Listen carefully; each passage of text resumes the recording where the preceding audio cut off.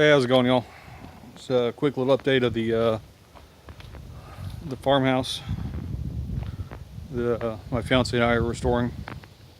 Well, at least to the point that we can move in. We'd like to take it further, but that's going to be years of construction down the road. This thing is a mess. But the reason we're restoring this farmhouse, not only just for us to move into, but her adopted father is kind of bedridden. He's not feeling too great. He's diabetes, blood pressure, overweight, a bunch of medical conditions that he's got. It's not just that, but there's more to it. But he's bedridden. He's got people to come over once in a while to tend to him, take care of him, see how he's doing. And it's people that I don't really trust. So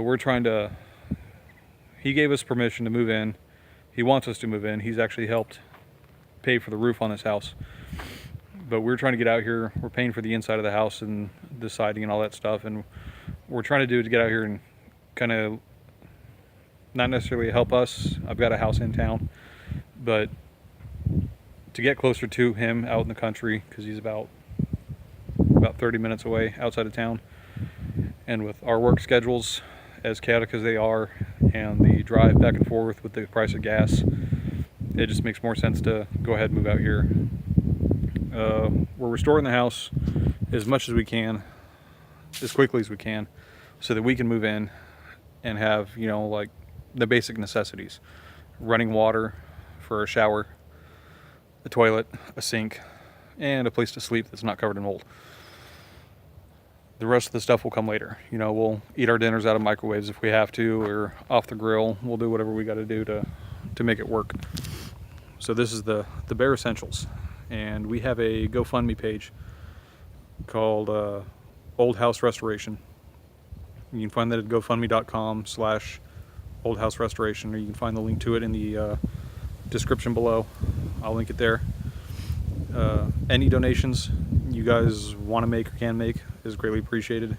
It's anywhere from $1 to whatever you want. Every little bit helps. Every little bit will help buy materials, or to help get the contractors out here to do the stuff that we can't handle ourselves. So far we've ripped off the roof, put on a new one. The master bedroom, quote unquote master bedroom, is coming out. We got the contractor just delivered the materials. He's heading back to grab his tools and coming back to start working on it. But he's taking care of the master bedroom because, to be honest, I've never done anything like that before. I don't trust myself to do it, to be honest. So he's gonna do that for us. The master bedroom we're doing ourselves. We got to rip out the drywall, redo the flooring, new window, new electrical, all that fun stuff. And then at that point we can actually move in. We won't have hot water yet because we still need to get a hot water tank, and we're looking to get the gas tankless hot water heater for efficiency and space, because there's not a whole lot of space in that house. And at that point it's microwave dinners, fast food, cooking on the grill, whatever we need to do. So right now I'm going to give you a tour of the house and show you exactly what it is we're working on and what we have to contend with, and why we need you guys' help and support. Now, whether it be donations or watching the video, liking it, sharing it, subscribe, and we'll do a bunch of videos on the house and how it's coming, and what work's being done and what work needs to be done, how we're going about doing it, along with other videos of the work on the property, because he's got some acreage here and we're moving my fiance's chickens over from her grandmother's property to this property to make it more manageable, kind of consolidate everything into one location. So we got some videos on chicken coops. We got some hoop coops that we built. I've got a barbecue area that we're working on, because we had a barbecue fire out here about a year ago and he burned down a few acres and part of his barn. So we've got a safer place for it, but it still needs some work. That way we don't run the risk of brush fires. Down here in Central Texas, that's a worry. We don't end up like California. Not fun. Prayers out to you guys though, by the way. That sucks. I got family lives out in California. I feel for you. So this is the house. The plywood right there, that's what we just dropped off today. I don't know how well you can see it in this light. The sun's behind me now, or behind me now. So there's the roof that got put in about 2 weeks ago. So now there's no more leaks, which is awesome. And like I said, that cost us about 10,000 bucks. Well worth it though. I mean, absolutely. Full metal roof. The guy that did the house is awesome. He had a great crew. Did excellent work. Excellent work. So here we go. Here's the front of the house. Old siding. And let's see if we can get a shot of it. We see that paneling. Let's see, right there. That is old shiplap siding. Right there behind this stuff. And that's what this entire house is made of. Now when this house was built, originally there was no electricity. So the way the wires ran is kind of funky. Let's give the camera time to adjust. It was kind of funky. They basically just cut holes out of the wood. Right there. So behind this sheetrock is more shiplap. It's tongue and groove. Well, not even tongue and groove, it's overlap wood paneling through the whole house. The whole thing is done that way. So they just cut holes in the wood, ran wire through the attic, you know, and then jumped it over the studs instead of running it through like the modern houses are now. A lot of the electrical is good, but some of it is still old and needs to be replaced. You know, it's a big fire hazard. But here's the living room. All the old drywall. Got the fireplace.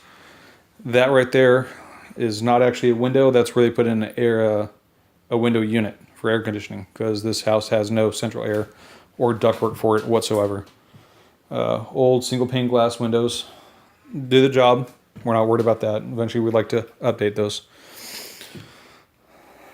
So that's that. So this room will probably be the one of the easiest to do, actually, despite the looks. This is all from deconstruction. But the floor is pretty solid. I'm going to pull up the plywood, put down new subflooring, new hardwood floor. And I've got some ideas from Pinterest on how I want to do that. It's going to be pretty cool. Can't wait to do that. I'm kind of excited. And here, let me flip on the light. Look at that. Yep.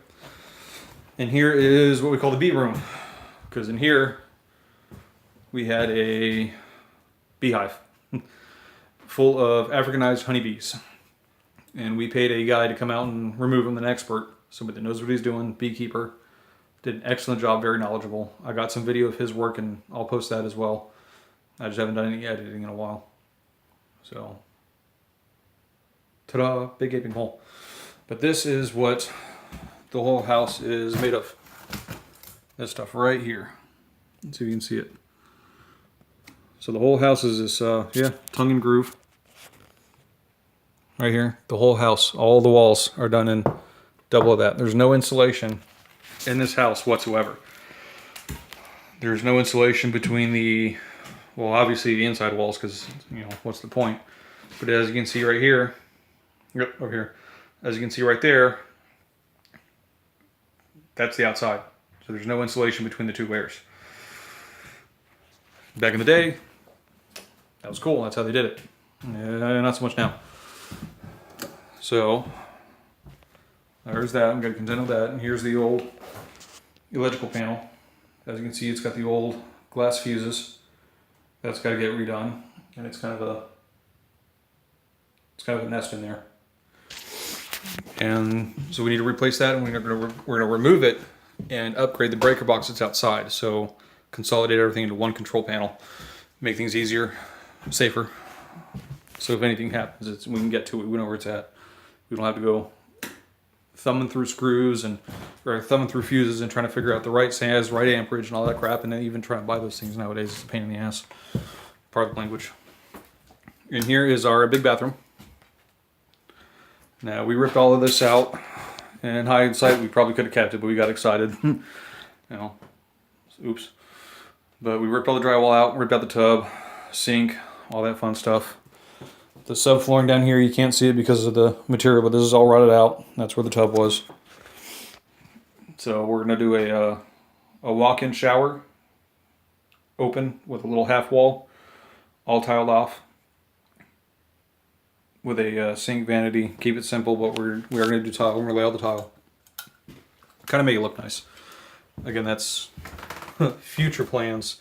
That's not what the GoFundMe is for. That's just to get us out here. That's for later on. This is also for later on. The kitchen, if you can call it that. Basically, it's just this long hallway with a sink on one end, fridge on the other, stoves all the way down there. Fridge over here. Don't even know if that works yet. We haven't plugged it in. I'm kind of scared. And then a little dining area down here.